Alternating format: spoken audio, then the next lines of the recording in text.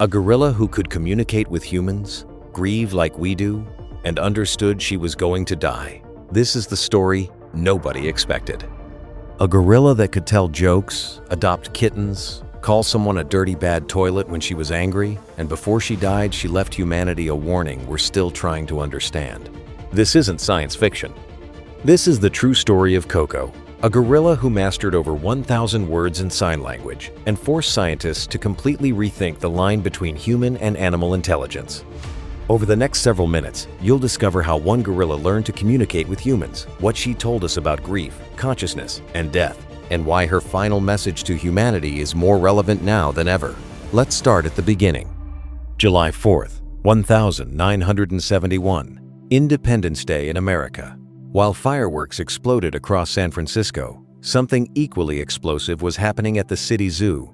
A baby gorilla was born. They named her Hanabiko, fireworks child in Japanese, but everyone would come to know her simply as Koko. Here's where her story takes a dark turn. As a baby, Koko got sick. She had to be separated from her mother for medical treatment. And when she finally recovered and was returned, her mother rejected her completely. Think about that for a second. Koko was left alone in a cage, surrounded by gorillas she didn't know, abandoned by the one creature who should have protected her. At this point, her future looked bleak. But in 1972, a Stanford graduate student named Francine Patterson, everyone called her Penny, decided to do something radical. Penny wanted to teach a gorilla sign language. Not a chimpanzee, which scientists considered intelligent. Not an orangutan. A gorilla. At the time, gorillas had a reputation: aggressive, unpredictable, not particularly smart compared to other primates. Most scientists wouldn't go near them for behavioral research. Penny didn't care. She chose Koko. And what happened next would rewrite everything we thought we knew about animal intelligence. But here's the problem. Koko wouldn't let anyone touch her. When teaching sign language to humans, instructors physically guide the students' hands into the right shapes. With Koko, impossible. So Penny had to do it the hard way. Hold up an object, sign it. Over and over and over again. Show the sign. Hope Koko understood. No shortcuts. No physical guidance. Just patience. And then one day, Koko signed back. The first word Koko ever signed was drink. One finger to her lips, the others bent. That single gesture changed everything. Within months, Koko wasn't just memorizing signs, she was learning language. By age 3, she knew 200 words. But it gets way more interesting than that. Koko could express emotions. When shown a picture of another ape about to take a bath, which she hated, she signed, "Me cry there." When she saw a horse with a bit in its mouth, she immediately signed, "Horse sad teeth." Let that sink in. She wasn't just naming things. She was interpreting situations, understanding feelings, connecting concepts. This was thinking. And then came the jokes. One day, Koko called herself a good bird and claimed she could fly. Then she laughed and admitted she was joking. She was lying for comedic effect. Another time, she pulled Penny's hair, then immediately signed an apology while laughing. She knew it would upset Penny. She did it anyway. She found it funny. This is what scientists call theory of mind. The ability to understand that other beings have their own thoughts and feelings, separate from yours. Most animals don't have this. Human children don't develop it until they're about 4 years old. Koko had it. But wait, here's where it gets really creative. When Koko didn't know the word for something, she invented her own words by combining signs she already knew. Penny wore a ring. Koko called it a finger bracelet. Think about that logic. A ring is literally a bracelet for your finger. She saw a mask for the first time and called it an eye hat. She looked into an empty cup and signed, "Drink." No. Critics said Penny was just training Koko like a circus animal, that she was reading too much into random gestures, that this was confirmation bias, not real communication. But then researchers caught Koko on camera when she was alone. She was signing to her dolls, having full conversations, with toys, when no one was watching, no treats involved, no rewards. You can't train that. That's language. So how smart was Koko? Really? According to various IQ tests, her intelligence measured between 70 and 90 points. That's below the average human IQ of 100. But here's the perspective you need. That's roughly equivalent to a human with mild learning difficulties, who can still live independently, hold conversations, and understand complex emotions. For an animal, that's absolutely extraordinary. Koko could draw at the level of a 4-year-old child. She'd sketch her favorite toys and scenes from her daily life. She even had relationships.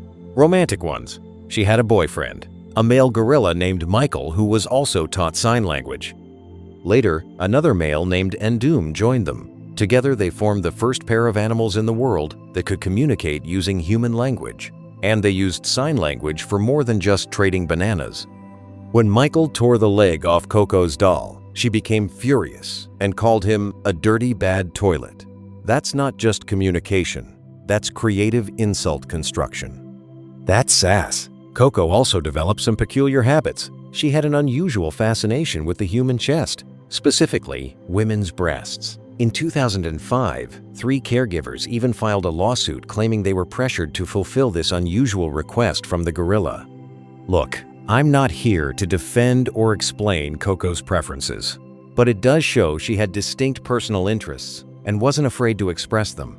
She was an individual with her own quirks. She was also remarkably self-aware. By age 19, she passed the mirror self-recognition test, something most animals fail. When gorillas see their reflection, they usually think it's another gorilla and react accordingly. Koko immediately recognized herself. She'd spend time looking at her own reflection, examining herself. That's consciousness. That's self-awareness at a level we rarely see outside humans and a handful of other species. Koko loved watching movies. Her favorite was Tea with Mussolini. Every time the saddest scene came on, when a young boy says goodbye to his family, Koko would turn away so she wouldn't get upset. She understood narrative. She understood emotional arcs. She knew when something sad was coming and actively avoided it to protect her own feelings. The film Jurassic Park impressed her so much that she became afraid to approach her toy dinosaurs afterward. She connected fiction to reality, felt fear from something she knew wasn't real. All of this demonstrated the depth of Koko's emotional world. She wasn't just responding to stimuli, she was experiencing life. But nothing demonstrated Koko's emotional depth more powerfully than her relationship with kittens. On her birthday in 1984, Koko asked her caretakers for a gift, a cat. They brought her several stray kittens to choose from. Koko examined each one carefully and selected a small gray kitten without a tail. She named him Allball. What happened next is one of the most touching interspecies friendships ever documented. Koko treated Allball like her own baby. She carried him gently on her back, hugged him, and even attempted to nurse him.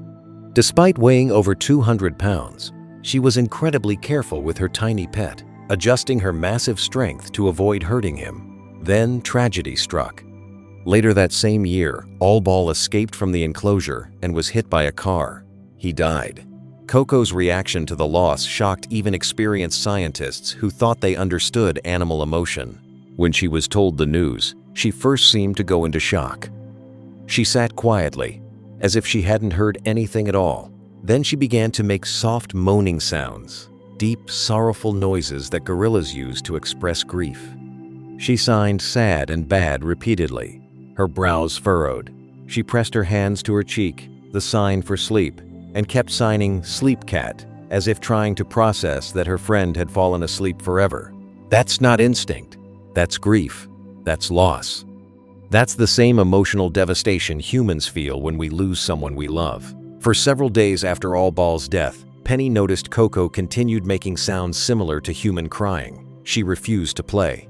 She kept repeating the sign for sad. This ability to experience loss and express grief made Koko undeniably similar to humans in the ways that matter most. In the years that followed, Koko had new pet kittens. On her 44th birthday, she received 2 more, which she named Miss Black and Miss Gray after their fur colors. Videos of the enormous gorilla gently stroking tiny kittens became viral on the internet, touching millions of people worldwide. Koko's fame grew every year.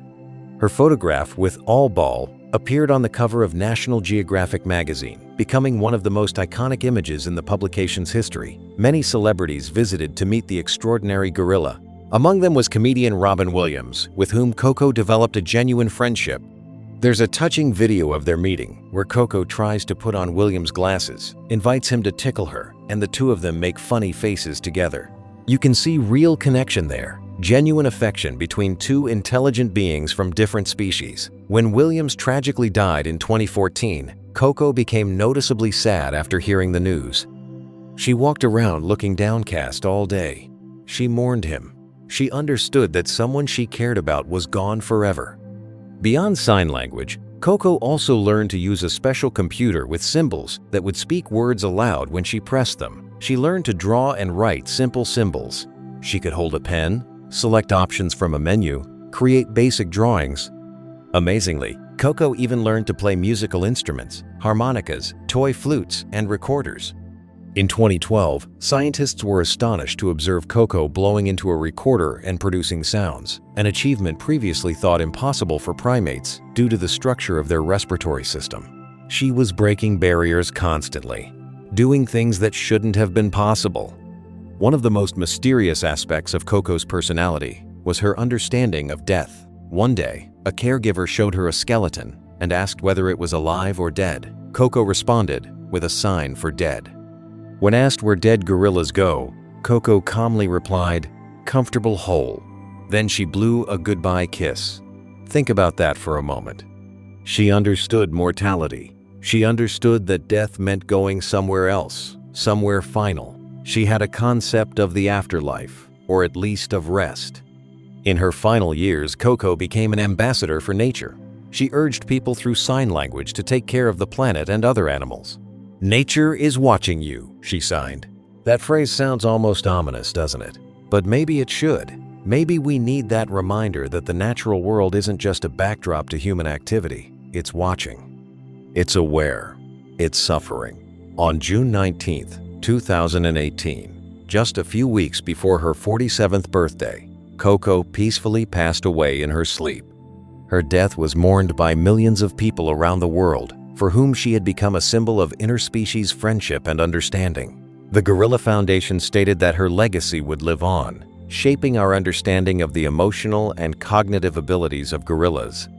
But before leaving this world, Koko left humanity with one final message, a message that forces us to reflect on the very essence of our relationship with nature and the other intelligent beings we share this planet with. That message? We're running out of time. Koko's story isn't just about a gorilla who learned sign language. It's about what happens when we actually listen to other species, when we give them the tools to communicate and take their messages seriously. She proved that the line between human and animal intelligence isn't as clear as we thought. That consciousness, emotion, grief, humor, creativity, these aren't uniquely human traits. They exist across species. We just haven't been paying attention, Koko told jokes. She mourned her friends. She created new words.